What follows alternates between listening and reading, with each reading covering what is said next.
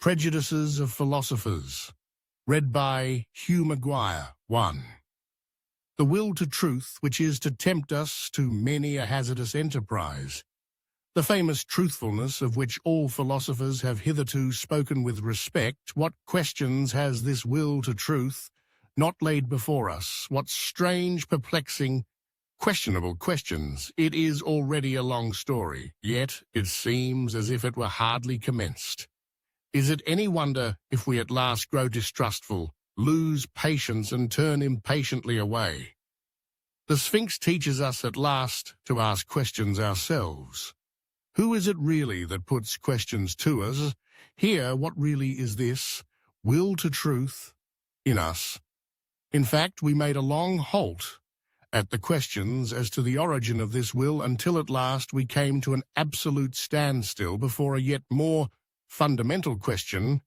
We inquired about the value of this will. Granted that we want the truth, why not rather untruth and uncertainty, even ignorance? The problem of the value of truth presented itself before us, or was it we who presented ourselves before the problem? Which of us is the Oedipus here, which thus thinks it would seem to be a rendezvous of questions and notes of interrogation? And could it be believed that it at last seems to us as if the problem had never been propounded before, as if we were the first to discern it, get a sight of it, and risk raising it? For there is risk in raising it. Perhaps there is no greater risk. How could anything originate out of its opposite? For example, truth out of error, or the will to truth out of the will to deception, or the generous deed out of selfishness, or the pure, sunbright vision of the wise man out of covetousness? Such genesis is impossible. Whoever dreams of it is a fool, nay, worse than a fool. Things of the highest value must have a different origin, an origin of their own, in this transitory, seductive, illusory, paltry world. In this turmoil of delusion and cupidity, they cannot have their source, but rather in the lap of being, in the intangible, in the concealed God, in the thing, in itself. There must be their source and nowhere else. This mode of reasoning discloses the typical prejudice by which metaphysicians of all times can be recognized. This mode of valuation is at the back of all their logical procedure. Through this belief of theirs, they exert themselves for their knowledge, for something that is in the end solemnly christened the truth. The fundamental belief of metaphysicians is the belief in antithesis of values. It never occurred even to the wariest of them to doubt here. On the very threshold where doubt, however, was most necessary, though they had made a solemn vow de omnibus dubitandum, for it may be doubted, firstly, whether antithesis exists at all, and secondly, whether the popular valuations and antithesis of value upon which metaphysicians have set their seal are not perhaps merely superficial estimates, merely provisional perspectives, besides being probably made from some corner, perhaps from below, frog perspectives, as it were, to borrow an expression current among painters. In spite of all the value which may belong to the true, the positive, and the unselfish, it might be possible that a higher and more fundamental value for life generally should be assigned to pretense, to the will to delusion, to selfishness and cupidity. It might even be possible that what constitutes the value of those good and respected things consists precisely in their being insidiously related, knotted, and crocheted to these evil and apparently opposed things, perhaps even in being essentially identical with them. Perhaps. But who wishes to concern himself with such dangerous perhapses? For that investigation, one must await the advent of a new order of philosophers, such as will have other tastes and inclinations, the reverse of those hitherto prevalent philosophers of the dangerous, perhaps in every sense of the term, and to speak in all seriousness, I see such new philosophers beginning to appear. Having kept a sharp eye on philosophers, and having read between their lines long enough, I now say to myself that the greater part of conscious thinking must be counted among the instinctive functions, and it is so even in the case of philosophical thinking. One has here to learn anew, as one learned anew about heredity and innateness. As little as the act of birth comes into consideration in the whole processes and procedure of heredity, just as little is being conscious, opposed to the instinctive in any decisive sense, the greater part of the conscious thinking of a philosopher is secretly influenced by his instincts and forced into definite channels, and behind all logic and its seeming sovereignty of movement, there are evaluations, or, to speak more plainly, physiological demands for the maintenance of a definite mode of life. For example, that the certain is worth more than the uncertain, that the illusion is less valuable than the truth.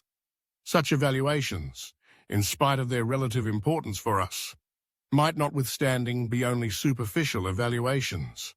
Special kinds of measure, such as may be necessary for the maintenance of beings such as ourselves, supposing in effect that man is not just the measure of things. The falseness of an opinion is not for us any objection to it.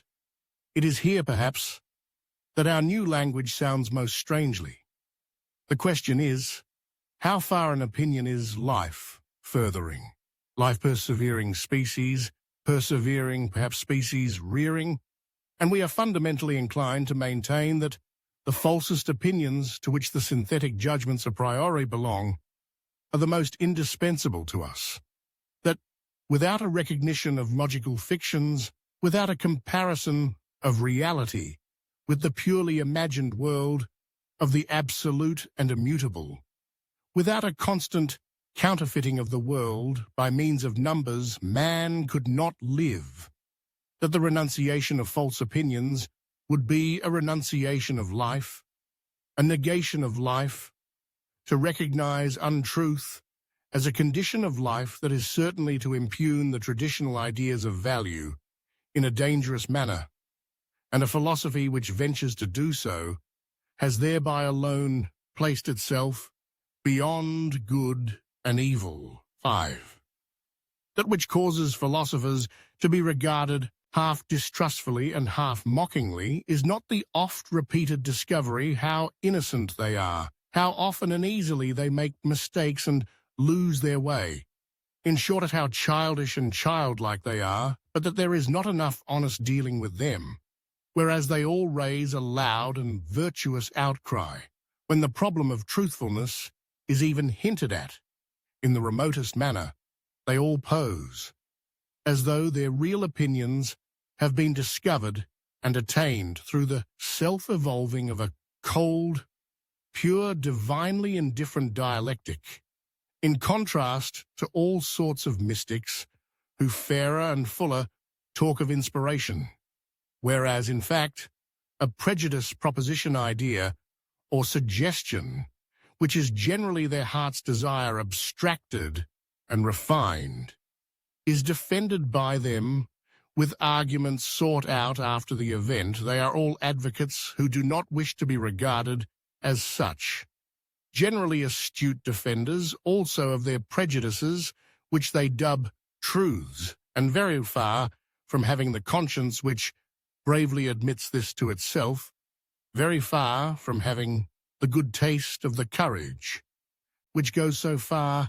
as to let this be understood perhaps to warm friend or foe, or in cheerful confidence and self-ridicule, the spectacle of the tartuffery of old Kant, equally stiff and decent, with which he entices us into the dialectic byways that lead more correctly, mislead to his categorical imperative, makes us facetious ones. Smile. We, who find no small amusement in spying out the subtle tricks of old moralists and ethical preachers, or, still more so, the hocus-pocus in mathematical form, by means of which Spinoza has, as it were, clad his philosophy in mail and mask, in fact, the love of his wisdom to translate the term fairly and squarely in order thereby to strike terror at once into the heart of the assailant who should dare to cast a glance on the invincible maiden. That Pallas Athene, how much of personal timidity and vulnerability does this masquerade of a sickly recluse betray? 6.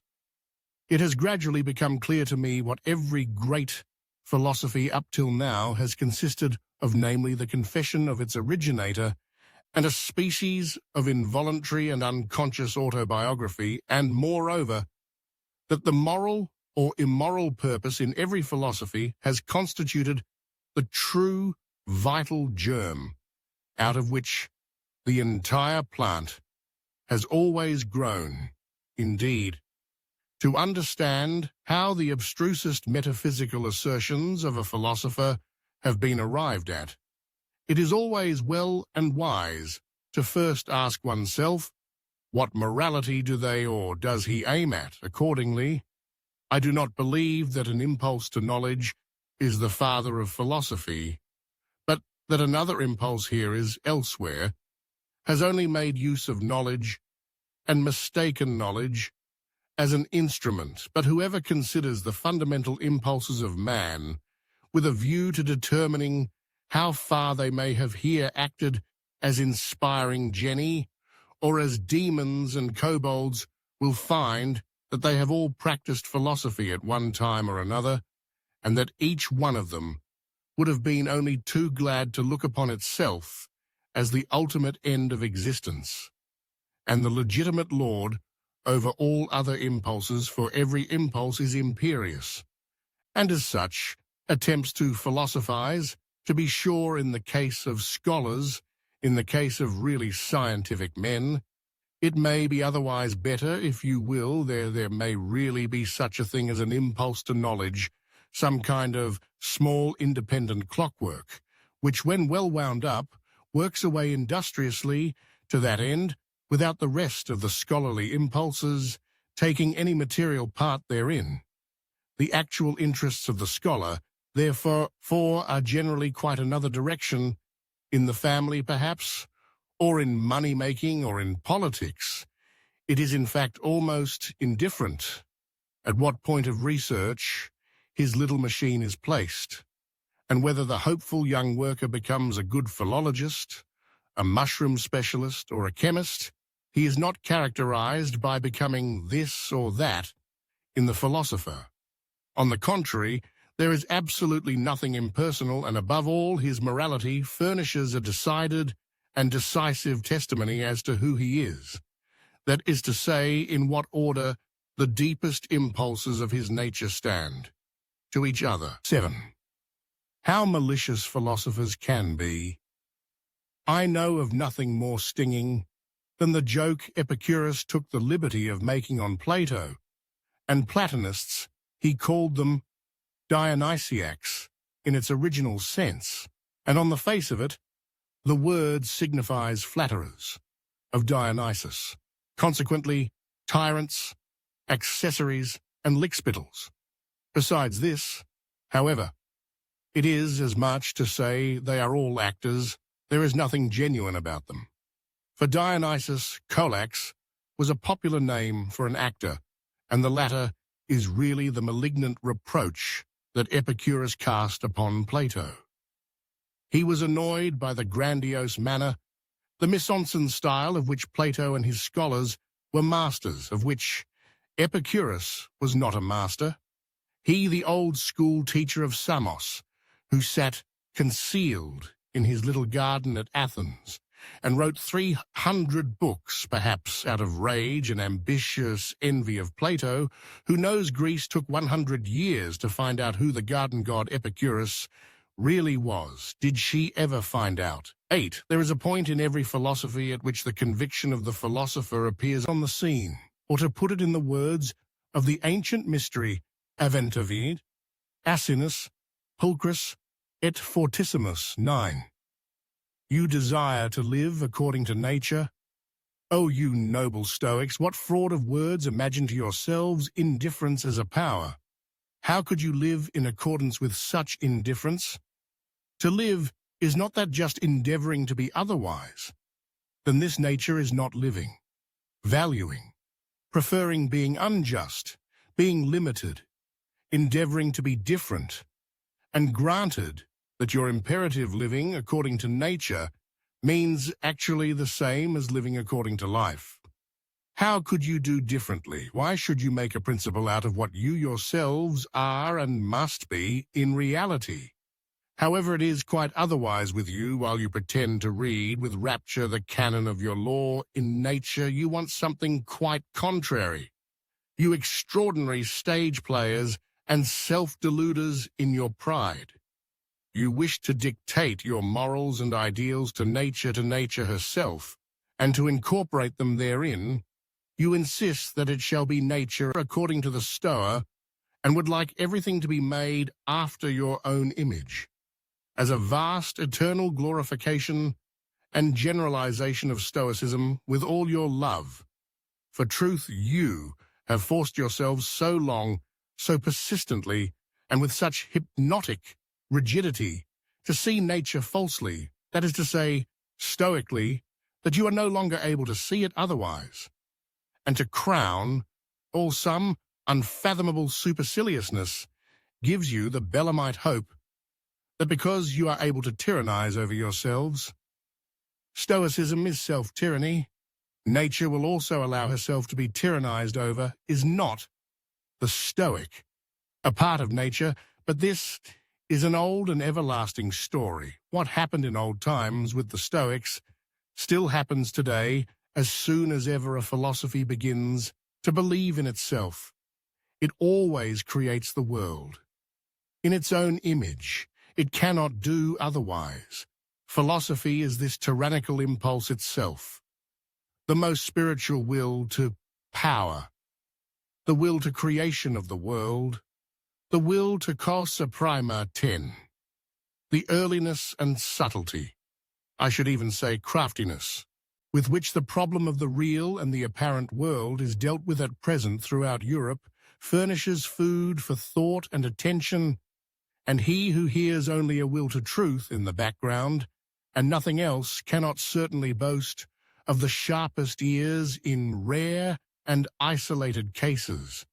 It may really have happened that such a will to truth, a certain extravagant and adventurous pluck, a magician's ambition of the forlorn hope, has participated therein, that which in the end always prefers a handful of certainty to a whole cartload of beautiful possibilities. There may even be puritanical fanatics of conscience who prefer to put their last trust in a sure nothing, rather than in an uncertain something.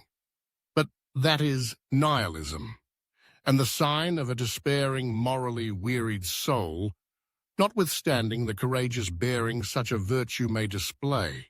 It seems, however, to be otherwise with stronger and livelier thinkers who are still eager for life, in that they cite against appearance and speak superciliously of perspective, in that they rank the credibility of their own bodies about as low as the credibility of the ocular evidence that the earth stands still, and thus apparently allowing with complacency their securest possession to escape.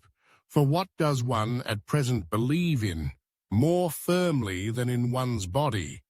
Who knows if they are not really trying to win back something which was formerly an even securer possession, something of the old domain of the faith of former times, perhaps the immortal soul, perhaps the old God, in short, ideas by which they could live better, that is to say, more vigorously and more joyously than by modern ideas. There is distrust of these modern ideas in this mode of looking at things, a disbelief in all that has been constructed yesterday and today. There is perhaps some slight admixture of satiety and scorn, which can no longer endure the bric-a-brac of ideas of the most varied origin, such as so-called positivism, at present throws on the market. He discussed at the more refined taste at the village fair, mottliness and patchiness of all these reality philosophers, in whom there is nothing either new or true, except this mottenness therein. It seems to me that we should agree with those skeptical anti-realists and knowledge microscopists of the present day. Their instinct which repels them from modern reality is unrefuted. What do their retrograde bypaths concern us? The main thing about them is not that they wish to go back, but that they wish to get away therefrom. A little more strength, swing, courage, and artistic power, and they would be off and not back. 11. It seems to me that there is everywhere an attempt at present to divert attention from the actual influence which Kant exercised on German philosophy, and especially to ignore prudently the value which he set upon himself. Kant was first and foremost proud of his table of categories. With it in his hand, he said, "This is the most difficult thing that could ever be undertaken on behalf of metaphysics. Let us only understand, this could be, he was proud of having discovered a new faculty in man, the faculty of synthetic judgment, a priority granting that he deceived himself in this matter. The development and rapid flourishing of German philosophy depended, nevertheless, on his pride and on the eager rivalry of the younger generation to discover, if possible, something at all events, new faculties of which to be still prouder. But let us reflect for a moment. It is high time to do so. How are synthetic judgments a priority possible? Kant asks himself, and what is really his answer? By means of a means faculty, but unfortunately not in 5 words, but so circumstantially imposingly, and with such display of German profundity and verbal flourishes that one altogether loses sight of the comical Neissari Allemande. Involved in such an answer, people were beside themselves with delight over this new faculty, and the jubilation reached its climax when Kant further discovered a moral faculty in man, for at that time Germans were still moral, not yet dabbling in the politics of hard fact. Then came the honeymoon of German philosophy. All the young theologians of the Tübingen institution went immediately into the groves, all seeking for faculties. And what did they not find in that innocent, rich, and still youthful period of the German spirit, to which Romanticism, the malicious fairy, piped and sang, when one could not yet distinguish between finding and inventing? Above all, a faculty for the transcendental shall encrusted it, intellectual intuition, and thereby gratified the most earnest longings of the naturally pious and client Germans. One can do no greater wrong to the whole of this exuberant and ecstatic movement, which was really youthfulness, notwithstanding that it disguised itself so boldly in hoary and senile conceptions, than to take it seriously or even treat it with moral indignation enough. However, the world grew older, and the dream vanished. A time came when people rubbed their foreheads, and they still rub. Today, people have been dreaming. And first and foremost, old Kant, by means of a means faculty, he had said, or at least meant to say, but is that an answer, an explanation, or is it not? Rather merely a repetition of the question, how does opium induce sleep by means of a faculty, namely the virtuous dormitiva? Replies the doctor in Molière, qu'est in a virtus dormitiva, cujus est naturae sensus a priori. But such replies belong to the realm of comedy, and it is high time to replace the Kantian question, how are synthetic judgments a priori possible, by another question, why is belief in such judgments necessary? In effect, it is high time that we should understand that such judgments must be believed to be true for the sake of the preservation of creatures like ourselves, though they still might naturally be false judgments, or more plainly spoken, and roughly and readily synthetic judgments. A priority should not be possible at all. We have no right to them. In our mouths, they are nothing but false judgments.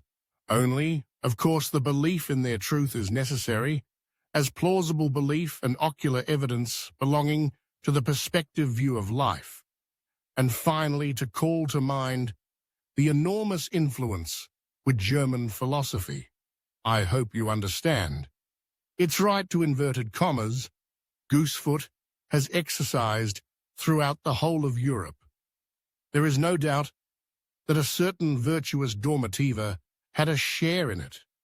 Thanks to German philosophy, it was a delight to the noble idlers, the virtuous, the mystics, the artists, the three-fourths Christians, and the political obscurantists of all nations to find an antidote to the still overwhelming sensuality which overflowed from the last century into this, in short, sensus a priori 12.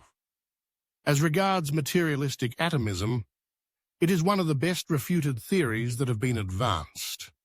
And in Europe, there is now perhaps no one in the learned world so unscholarly as to attach serious signification to it, except for convenient everyday use, as an abbreviation of the means of expression.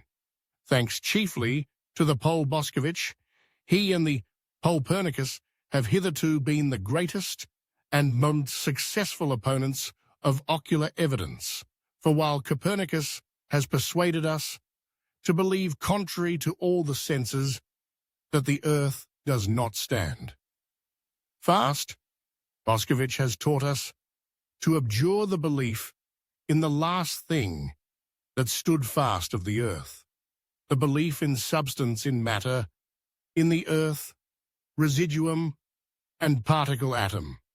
It is the greatest triumph over the senses that has hitherto been gained on earth. One must, however, go still further and also declare war. Relentless war to the knife against the atomistic requirements, which still lead a dangerous afterlife, in places where no one suspects them, like the more celebrated metaphysical requirements. One must also, above all, give the finishing stroke to that other, more potent atomism, which Christianity is taught best and longest. The soul, atomism, let it be permitted to designate by this expression the belief which regards the soul as something indestructible, eternal, indivisible as a monad, as an atom.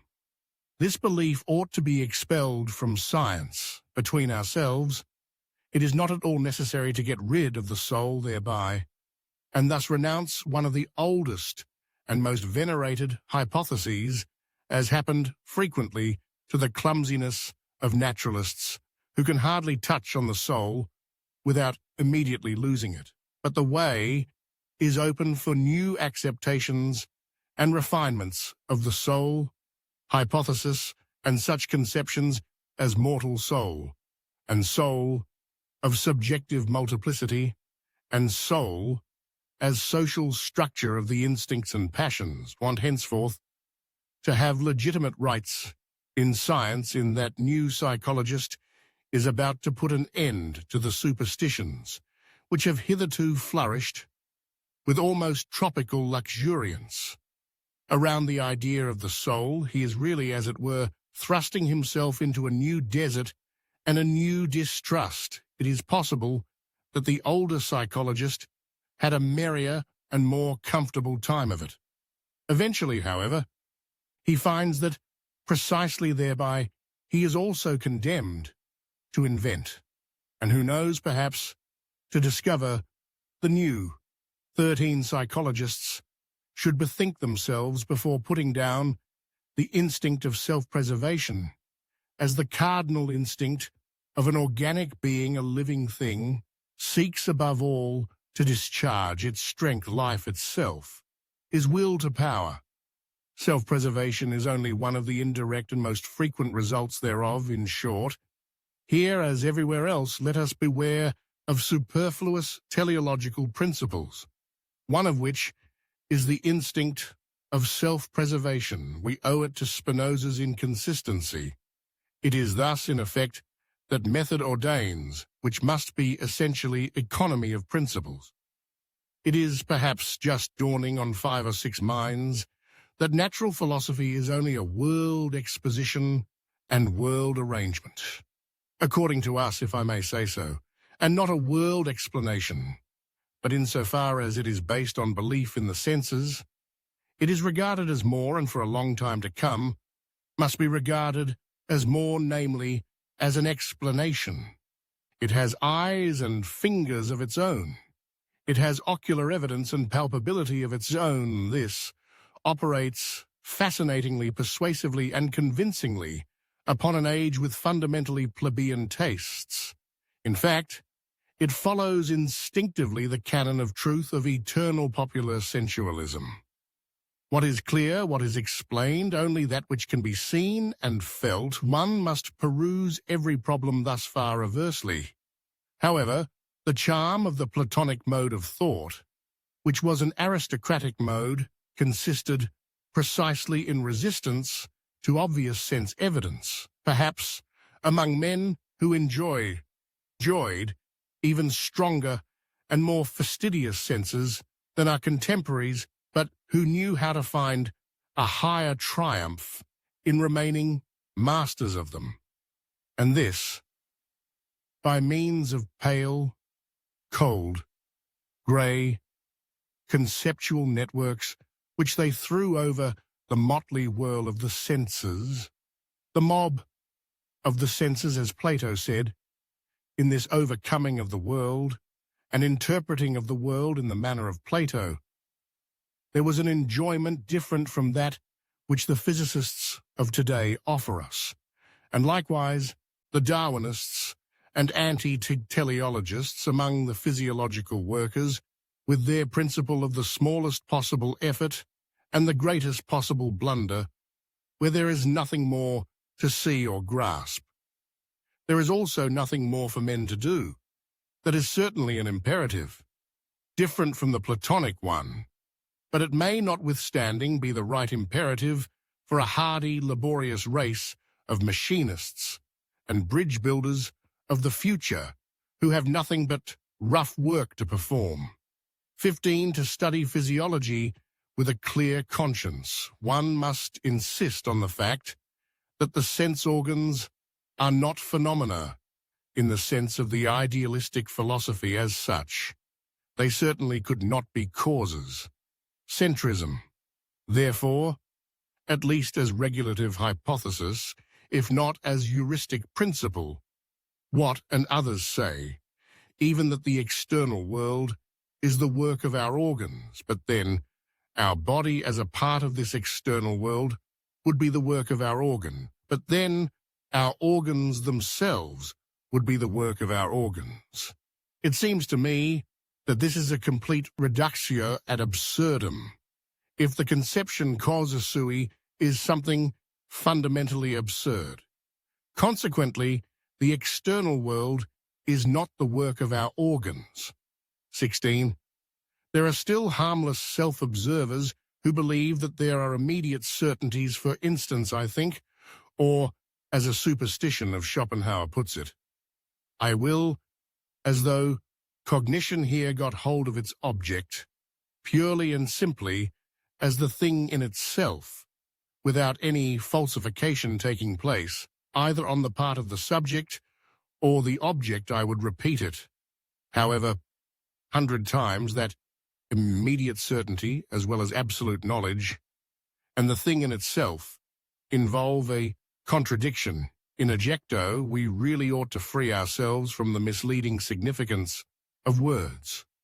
The people on their part may think that cognition is knowing all about things, but the philosopher must say to himself, when I analyze the process that is expressed in the sentence, I think I find a whole series of daring assertions, the argumentative proof of which would be difficult, perhaps impossible, for instance, that it is I who think, that there must necessarily be something that thinks that thinking is an activity and an operation on the part of a being who is thought of as a cause, that there is an ego.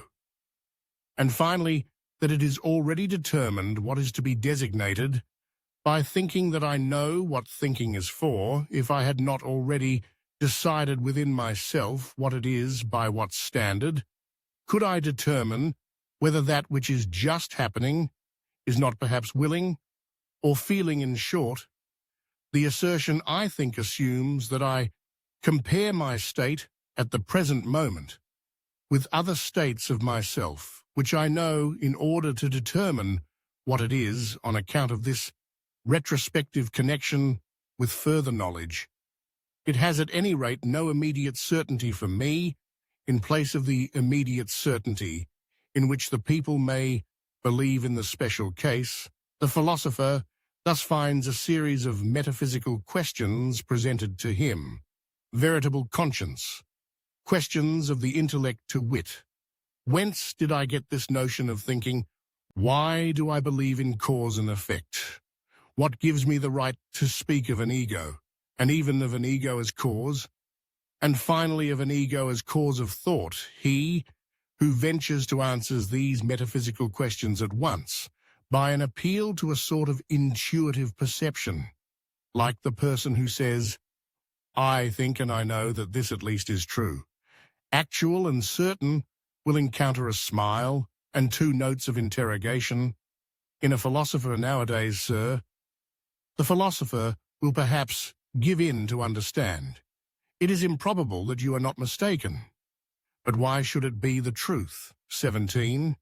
With regard to the superstitions of logicians, I shall never tire of emphasizing a small, terse fact, which is unwillingly recognized by these credulous minds, namely that a thought comes when it wishes and not when I wish, so that it is a perversion of the facts of the case to say that the subject I is the condition of the predicate. Think one thinks, but that this one is precisely the famous old ego is, to put it mildly, only a supposition, an assertion, and assuredly not an immediate certainty. After all, one has even gone too far with this one. Thinks, even the one contains an interpretation of the process, and does not belong to the process itself. One infers here, according to the usual grammatical formula, to think is an activity. Every activity requires an agency that is active. Consequently, it was pretty much the same lines that the older atomists sought. Besides the operating power, the material particle wherein it resides and out of which it operates, the atom, more rigorous minds, however, learnt at last to get along without this earth residuum, and perhaps some day we shall accustom ourselves, even from the logician's point of view, to get along without the little one, to which the worthy old ego has refined itself.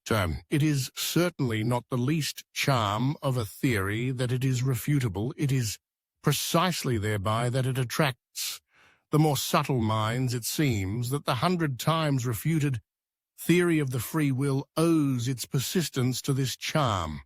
Alone, someone is always appearing who feels himself strong enough to refute it.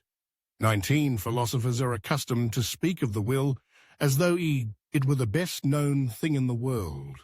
Indeed, Schopenhauer has given us to understand that the will alone is really known to us, absolutely and completely known, without deduction or addition. But it, again and again, seems to me that in this case, Schopenhauer also only did what philosophers are in the habit of doing.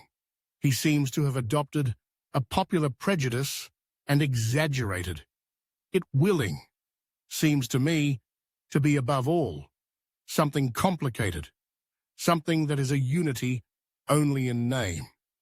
And it is precisely in a name that popular prejudice lurks, which has got the mastery over the inadequate precautions of philosophers in all ages. So, let us for once be more cautious.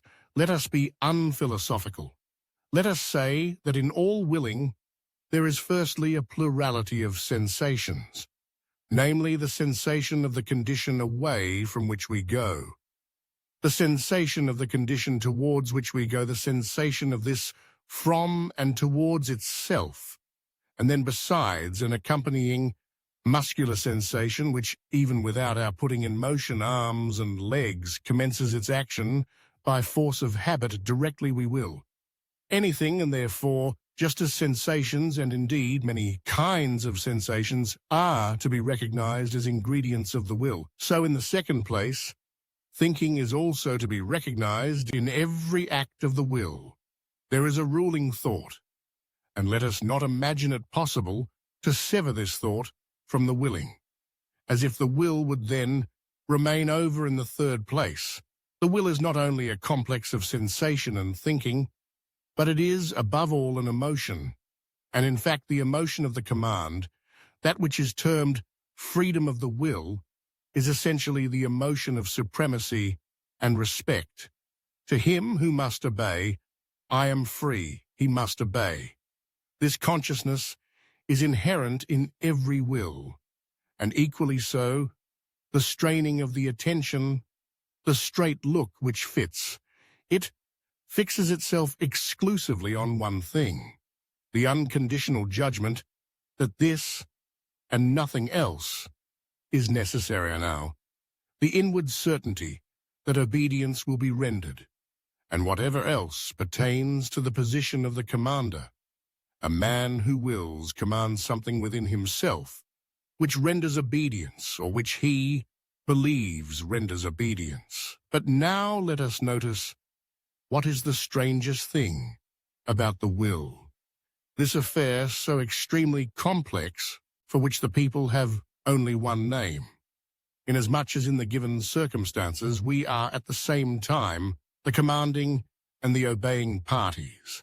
And as the obeying party we know the sensations of constraint, impulsion, pressure, resistance, and motion, which usually commence immediately after the act of will, inasmuch as, on the other hand, we are accustomed to disregard this duality and to deceive ourselves about it by means of the synthetic term, a whole series of erroneous conclusions and consequently of false judgments about the will itself has become attached to the act of willing to such a degree that he who wills believes firmly that willing suffices for action, since in the majority of cases there has only been exercise of will when the effect of the command, consequently obedience, and therefore action, was to be expected.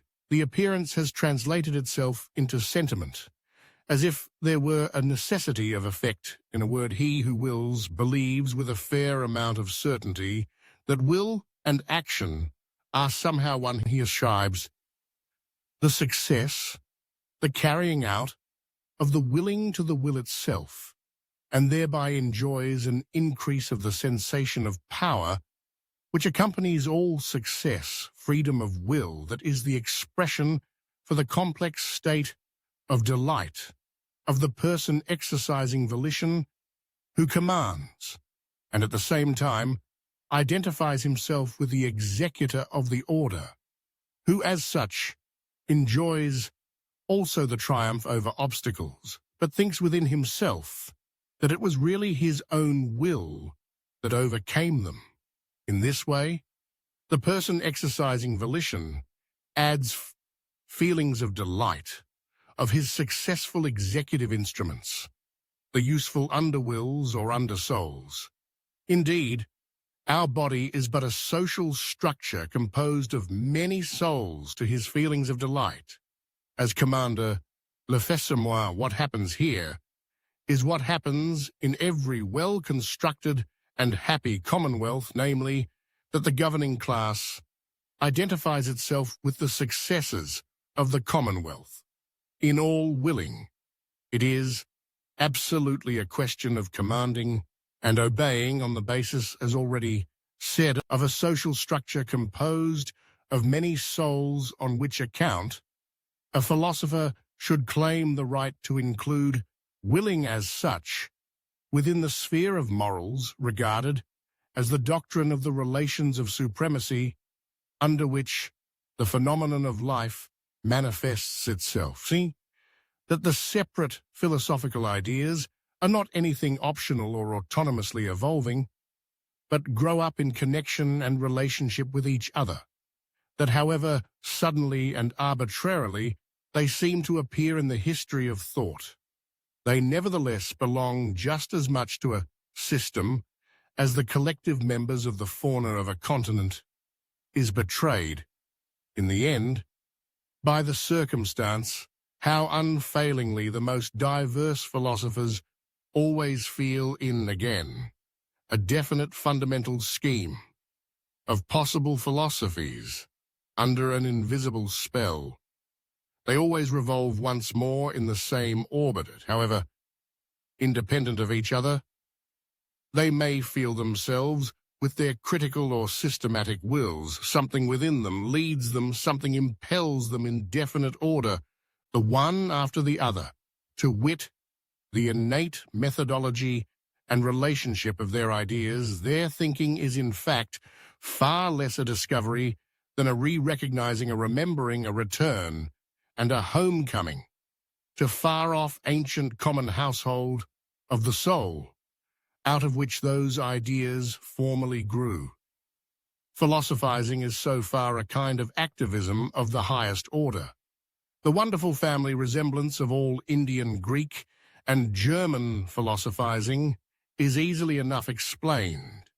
In fact, where there is affinity of language owing to the common philosophy of grammar, I mean, owing to the unconscious domination and guidance of similar grammatical functions, it cannot but be that everything is prepared at the outset for a similar development and succession of philosophical systems, just as the way seems barred against certain other possibilities of world interpretation. It is highly probable that philosophers within the domain of the Ural-Altaic languages, where the conception of the subject is least developed, look otherwise into the world, and will be found on paths of thought different from those of the Indo-Germans and Mussulmans. The spell of certain grammatical functions is ultimately also the spell of physiological valuations and racial conditions, so much by way of rejecting Locke's superficiality with regard to the origin of ideas. 21. The causa sui is the best self-contradiction that has yet been conceived. It is a sort of logical violation and unnaturalness, but the extravagant pride of man has managed to entangle itself profoundly and frightfully with this very folly, the desire for freedom of will, in the superlative metaphysical sense, such as still holds sway, unfortunately, in the minds of the half-educated, the desire to bear the entire and ultimate responsibility for one's actions oneself, and to absolve God, the world, ancestors, chance, and society therefrom, involved nothing less than to be precisely this causa sui, and with more than Munchausen daring to pull oneself up into existence by the hair out of the slough of nothingness. If anyone should find out in this manner the class stupidity of the celebrated conception of free will, and put it out of his head altogether, I beg of him to carry his enlightenment a step further, and also put out of his head the contrary of this monstrous conception of free will. I mean non-free will, which is tantamount to a misuse of cause and effect. One should not wrongly materialize cause and effect as the natural philosophers do, and whoever like them naturalize in thinking at present. according to the prevailing mechanical dullness, which makes the cause press and push until it effects its end. One should use cause and effect only as pure conceptions, that is to say, as conventional fictions for the purpose of designation and mutual understanding, not for explanation in being in itself, for there is nothing of causal connection, of necessity, or of psychological non-freedom there. The effect does not follow the cause there. Law does not obtain. It is we alone who have devised cause, sequence, reciprocity, relativity, constraint, number, law, freedom, motive, and purpose. And when we interpret and intermix this symbol world as being in itself, with things we act once more as we have always acted mythologically. The non-free will is mythology in real life. It is only a question of strong and weak wills. It is almost always a symptom of what is lacking in himself. When a thinker, in every causal connection and psychological necessity, manifests something of compulsion, indigence, obsequiousness, oppression, and non-freedom. It is suspicious to have such feelings. The person betrays himself, and in general, if I have observed correctly, the non-freedom of the will is regarded as a problem from two entirely opposite standpoints, but always in a profoundly personal manner. Some will not give up their responsibility, their belief in themselves, the personal right to their merits, at any price. The vain races belong to this class. Others, on the contrary, do not wish to be answerable for anything or blamed for anything, and owing to an inward self-contempt, seek to get out of the business, no matter how the latter, when they write books, are in the habit, at present, of taking the side of criminals. A sort of socialistic sympathy is their favorite disguise, and as a matter of fact, the fatalism of the weak will embellishes itself surprisingly when it compose as la religion de la souffrement, that is, its good taste. 22. Let me be pardoned as an old philologist who cannot desist from the mischief of putting his finger on bad modes of interpretation, but nature's conformity to law, of which you physicists talk so proudly, as though why it exists only owing to your interpretation and bad philology, it is no matter of fact, no text, but rather just naively humanitarian adjustment and perversion of meaning, with which you make abundant concessions to the democratic instincts of the modern soul everywhere. Equality before the law. Nature is not different in that respect, nor better than we find instance of secret motive in which the vulgar antagonism to everything privileged and autocratic, likewise. A second and more refined atheism in which a vulgar antagonism to everything privileged and autocratic, likewise. A second and more refined atheism is once more disguised. Nid you nemet, that also is what you want, and therefore cheers for natural law, is it not so? But as has been said, that is interpretation, not text. And somebody might come along who with opposite intentions and modes of interpretation could read out of the same nature, and with regard to the same phenomena just the tyrannically inconsiderate and relentless enforcement of the claims of power, an interpreter who should so place the unexceptionableness and unconditionalness of all will to power before your eyes that almost every word, and the word tyranny itself, would eventually seem unsuitable or like a weakening and softening metaphor as being too human, and who should nevertheless end by asserting the same about this world as you do, namely, that it has a necessary and calculable course, not, however, because laws obtain in it, but because they are absolutely lacking. And every power affects its ultimate consequences every moment. Granted, that this also is only interpretation, and you will be eager enough to make this objection well. So much the better. 23. All psychology hitherto has run aground on moral prejudices and timidities. It has not dared to launch out into the depths, so far as it is allowable to recognize, in that which has hitherto been written, evidence of that which has hitherto been kept silent. It seems as if nobody had yet harbored the notion of psychology as the morphology and development doctrine of the will to power. As I conceive of it, the power of moral prejudices has penetrated deeply into the most intellectual world, the world apparently most indifferent and unprejudiced, and has obviously operated in an injurious, obstructive, blinding and distorting manner. A proper physiology has to contend with unconscious antagonism in the heart of the investigator. It has the heart against it, even a doctrine of the reciprocal conditionality of the good and the bad impulses causes, as refined immorality, distress and aversion in a still strong and manly conscience, still more so, a doctrine of the derivation of all good impulses from bad ones. If, however, a person should regard even the emotions of hatred, envy, covetousness, and imperiousness as life-conditioning emotions, as factors which must be present fundamentally and essentially in the general economy of life, which must therefore be further developed. If life is to be further developed, he will suffer from such a view of things as for seasickness.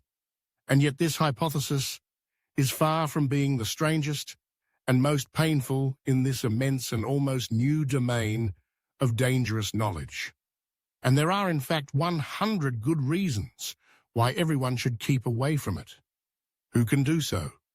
On the other hand, if one has once drifted hither with one's bark, well, very good. Now, let us set our teeth firmly. Let us open our eyes and keep our hand fast on the helm. We sail away right over morality. We crush out, we destroy, perhaps the remains of our own mortality by daring to make our voyage thither. But what do we matter? Never yet did a profounder world of insight reveal itself to daring travelers and adventurers, and the psychologist who thus makes a sacrifice. It is not the sacrifex del intellecto, on the contrary, will at least be entitled to demand in return that psychology shall once more be recognized as the queen of the sciences, for whose service and equipment the other sciences exist. For psychology is once more the path to the fundamental problems